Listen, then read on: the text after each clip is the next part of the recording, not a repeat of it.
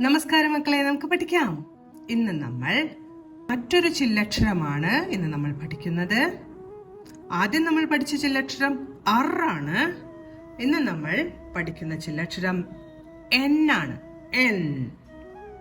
N എഴുതുമ്പോൾ ആദ്യം തന്നെ നായാണ് വരയ്ക്കുന്നത്. വരയ്ക്കുമ്പോൾ നമ്മൾ ആദ്യം റായാണ് വരച്ചത്.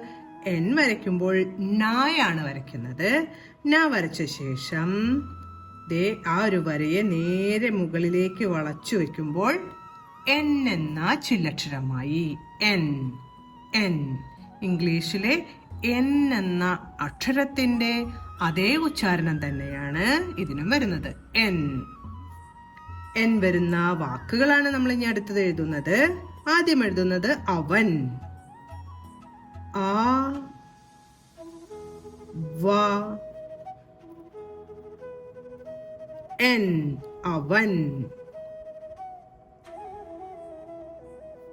അവൻ. അവൻ. അടുത്ത് നമ്മൾ എഴുതുന്നത് കർട്ടൻ എന്നാണ്. എന്നത് നമ്മൾ കഴിഞ്ഞ ക്ലാസ്സിൽ പഠിച്ച ചില്ലക്ഷരമാണ്. കർട്ടൻ. ടാ ഉറപ്പിച്ചു വെച്ചിരിക്കുന്നുണ്ട്, കൂട്ടക്ഷരം വേണം. കർട്ടൻ. അടുത്ത് നമ്മൾ എഴുതി പഠിക്കുന്ന ചില്ലക്ഷരം തേൻ എന്നാണ്. തേൻ, ഹണി. തേൻ. ഏടെ ചിഹ്നം വരച്ച് താ വരച്ചപ്പോൾ തേ എന്ന് ഉച്ചരിക്കും. തേൻ.